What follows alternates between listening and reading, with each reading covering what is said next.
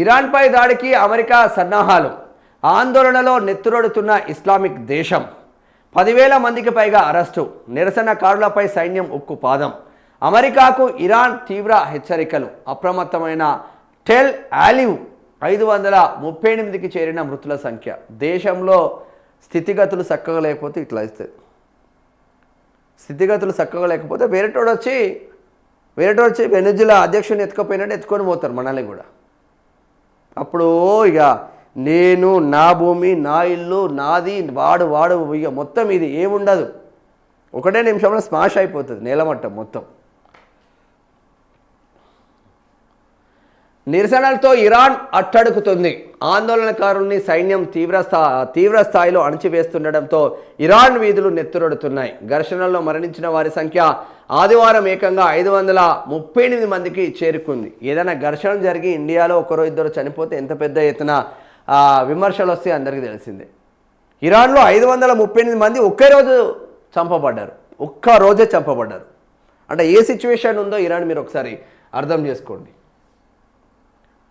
538కి చేరుకుంది. ఇందులో 48 మంది భద్రతా సిబ్బంది ఉన్నారు. దాదాపు 10,670 మందిని సైన్యం అరెస్టు చేసింది. మరోవైపు ఇరాన్పై సైనిక చర్య అవకాశాన్ని అమెరికా తీవ్రంగా పరిగణిస్తుందన్న వార్తలు పశ్చిమాసియా వ్యాప్తంగా ప్రకంపనలు సృష్టిస్తున్నాయి.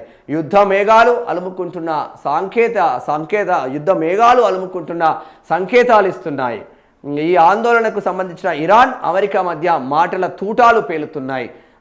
ఆందోళనకారులకు ఏమైనా జరిగితే తాము రంగంలోకి దిగుతామని పదే హెచ్చరిస్తున్న అమెరికా అధ్యక్షుడు డొనాల్డ్ ట్రంప్ సైనిక చర్య దిశగా సన్నాహాలు చేస్తున్నారని మీడియాలో కథనాలు వెలువడుతున్నాయి.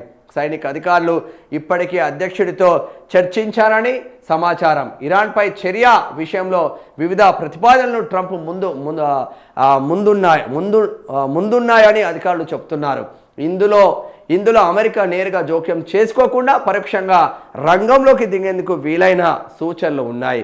ఈ ప్రతిపాదనలపై ట్రంప్ ఇంకా తుది నిర్ణయం తీసుకోలేదని ఓ అధికారి తెలిపారు. మృతుల సంఖ్య పెరిగితే మాత్రం ఆయన తీవ్ర చర్యలు తీసుకునే అవకాశం ఉందని అన్నారు. ఉగ్రమూకలు దేశాన్ని నాశనం చేస్తున్నారు అంటున్నారు. ఆందోళనకారులను ఉగ్రవాదులతో ఇరాన్ అధ్యక్షుడు మాసిద్ పెజెష్కియాన్ పోల్చారు.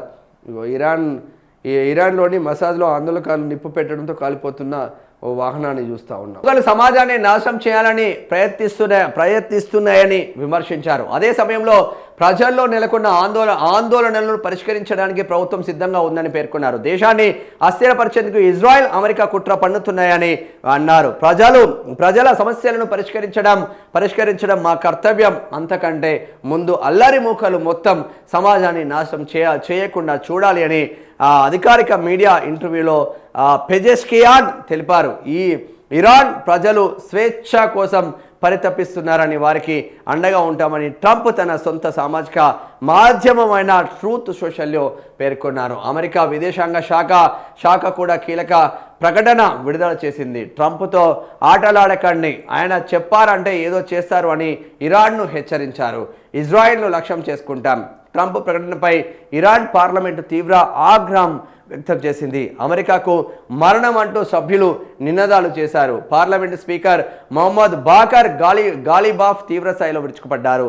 అమెరికా తమపై దాడి చేస్తే తాము ఇజ్రాయెల్ను లక్ష్యంగా చేసుకుంటామని హెచ్చరించారు. పశ్చిమాసియాలోని అమెరికా సైనిక స్థావరాలను నాశనం చేస్తామని పేర్కొన్నారు. ఈ వ్యాఖ్యలతో ఇజ్రాయెల్ అప్రమత్తమైంది. అమెరికా విదేశాంగ మంత్రి మార్కో రూబియో ఇజ్రాయెల్ ప్రధాని నేతన్యాహుతో సంభాషించారు. ఇరాన్లో ప్రజా ఆందోళనలు, సిరియా, గాజాలో పరిస్థితులపై చర్చించినట్లు సమాచారం. ధైర్యవంతులైన ఇరాన్ ప్రజలకు అమెరికా మద్దతు ఉంటుందని సోషల్ మీడియాలో రూబియో ఓ పోస్టు పెట్టారు. ఇరాన్ ఆందోళనలు విదేశాలకు సైతం వ్యాపించాయి. లండన్లో ఇరాన్ రాయబార కార్యాలయం వద్ద నిరసనలు జరిగాయి. ఎంబసీ బాల్కనీ పైకి ఎక్కి ఇస్లామిక్ రిపబ్లిక్ జెండాను తొలగించిన ఆందోళనకారులు దాని స్థానంలో 1979 నాటి దేశ పతాకాన్ని ఎగరవేశారు. ప్యారిస్, బెర్లిన్ సహా ఐరోపాలో ప్రధాన నగరాల్లో సంఘీభావ ర్యాలీలు కూడా కొనసాగుతున్నాయి. అంటే మొత్తం ఆగం చేస్తుండు ట్రంప్ గాడు వచ్చి ఆగమే చేస్తున్నాడని చెప్పుకోవచ్చు. మొత్తం ఆగమాగమే ఉన్నది. మొత్తం కథం. ఇరాన్పై ఇప్పుడు దాడికి సన్నాహాలు చేస్తుందంట.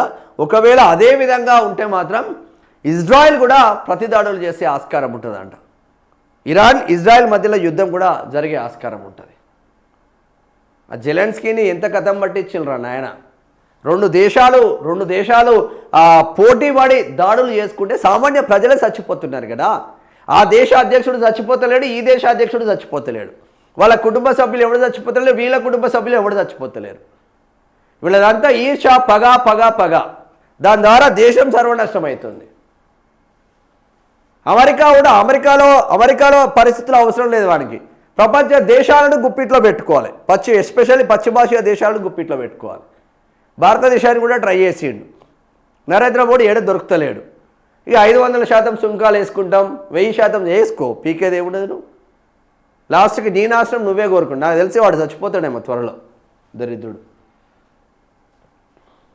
ఇక 16 నుంచి సీఎం మున్సిపల్ ప్రచారం ఉమ్మడి ఆదిలాబాద్ నుంచి శ్రీకారం చుడతారంట. అదే రోజు సదర్మాట్ బ్యారేజీ ప్రాంతం బ్యారేజీ ప్రారంభం. ఉమ్మడి జిల్లాల ఇన్ఛార్జ్ మంత్రులకే సభల బాధ్యతలు కూడా ఇస్తూ ఉన్నారు ఇక్కడ రేవంత్ రెడ్డి.